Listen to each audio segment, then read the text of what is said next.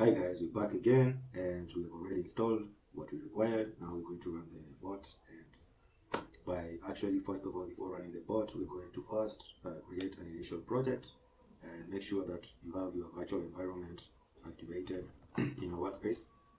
So the command that we use is Rasa Demo.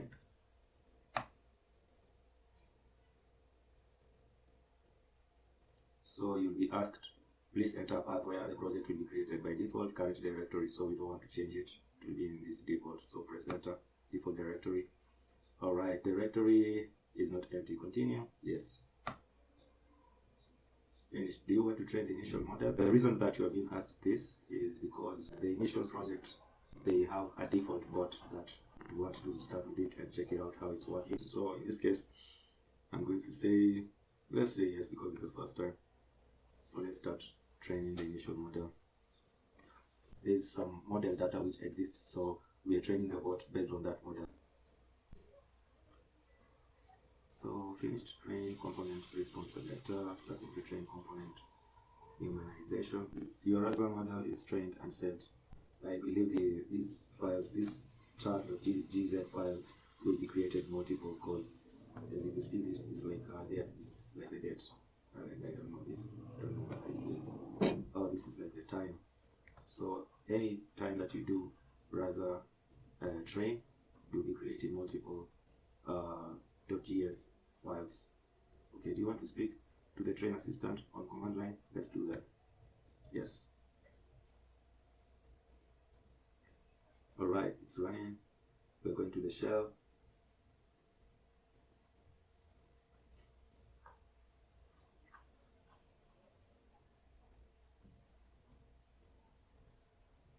It's going to take some while. You see guys, the file that was the training data that was created, the model is now being loaded at this point. So the bot has loaded this model so that when you text it, it can understand whatever you're telling it to do. So basically this is just a basic bot. I'll show you the files that have been generated. You can just still go to the files. Yeah. So guys, these are the files and the folders that were created. So we have the actions folder, data folder. This is the environment that we already had. So this is our environment folder. So and this is the models folder. Then the tests. This is where you're going to be writing the tests.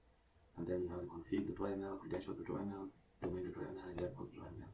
So let's check it out. Let's check what those folders are. So as I told you before, the endpoints file, all of it will be commented out.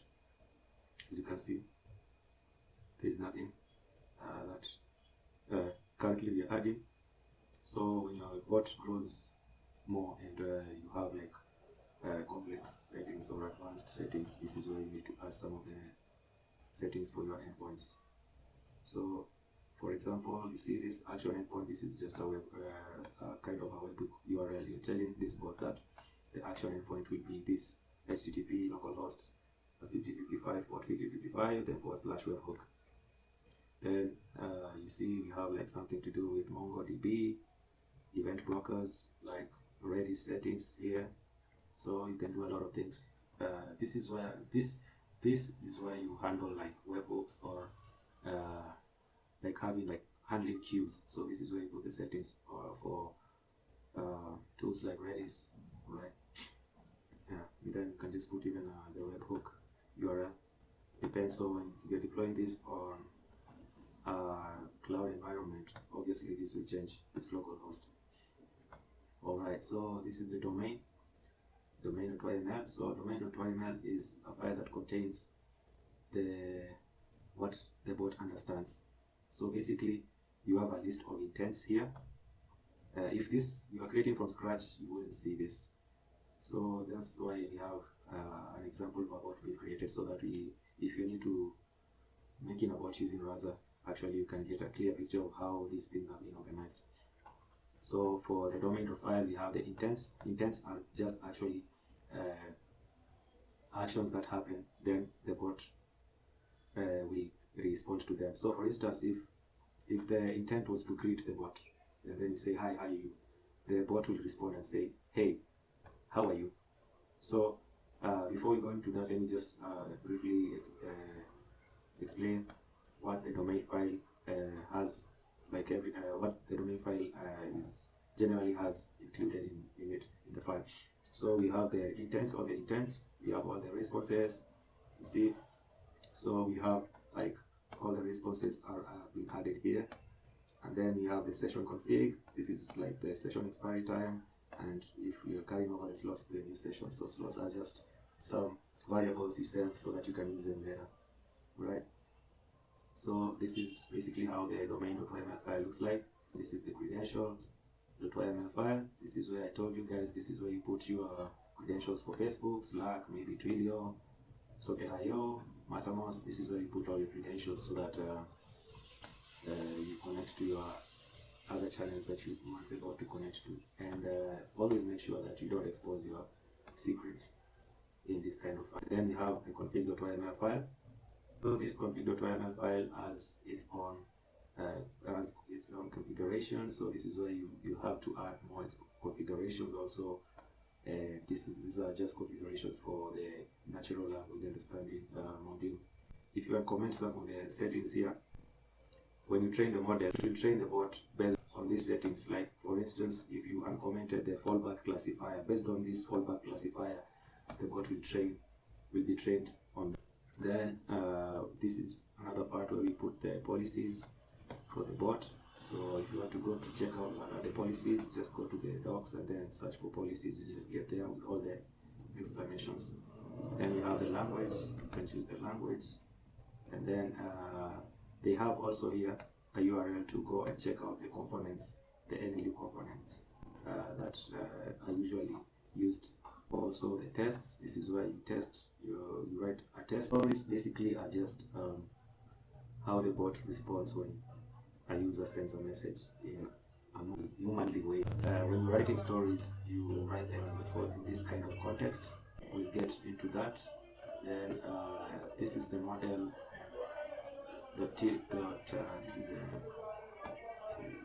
This is the tar.gz file that was created, okay, after we train the model, and it's actually zipped.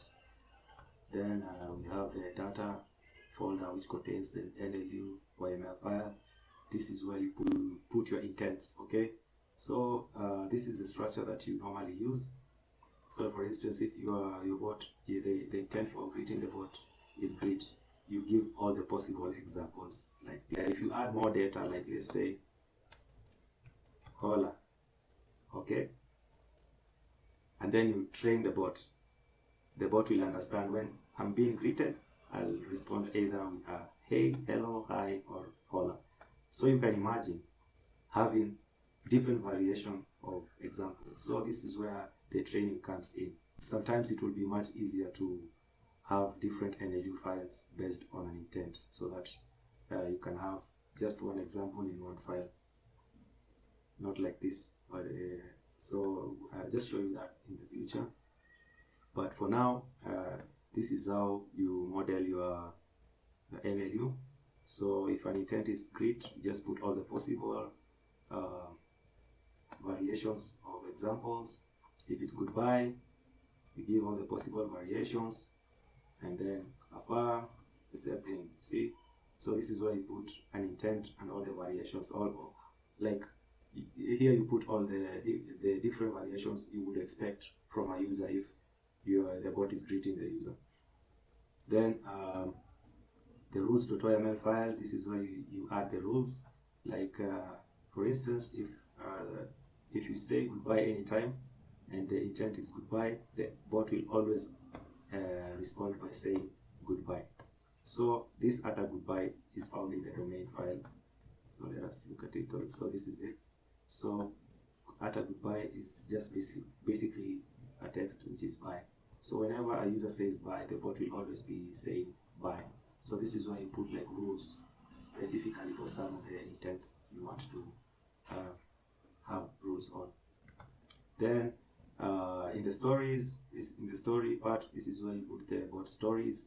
As I told you before, the bot story is just basically how you structure the conversation. So if somebody greets the bot, and then the bot responds back, and then maybe they don't want to greet the bot again. They want to maybe ask the bot, what is the time right now? So that's a different story, which is like we can just have the story name. Like for instance, if you copy this, you can just have asked name, asked date today. So this is a new story you're having. So when the bot is being asked the date today, what will be the intent? So the intent is okay, query. You can have a variable like this, query current date, and then what is the action? We can have utter. We can have an action, so we can remove all of this. We can have an action,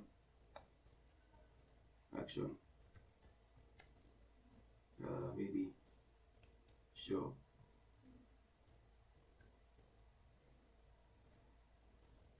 action current date, so something like that.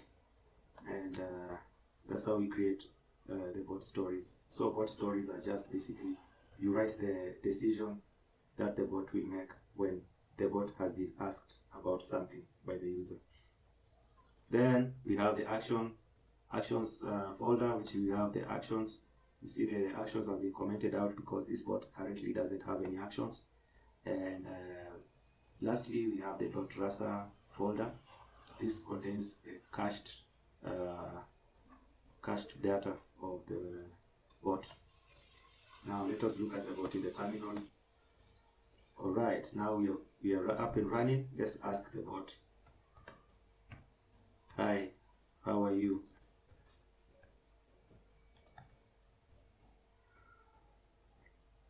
I'm a bot powered by Rasa. Okay, let me just send hi.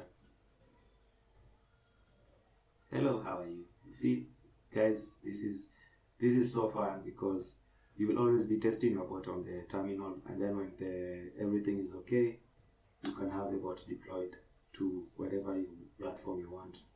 Let's say happy. Let's say just type happy and see what we do. Here's something to cheer you up. Yes.